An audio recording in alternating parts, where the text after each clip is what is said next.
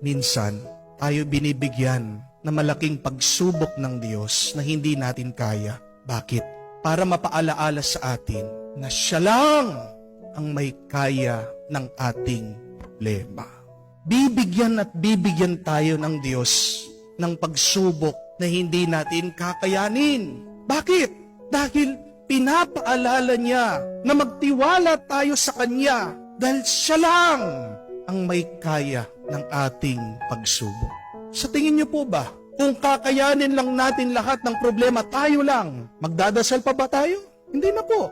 Sa tingin niyo po ba, kung kakayanin natin lahat ng problema natin, meron pa bang magbabalik at magsisimba? Wala na.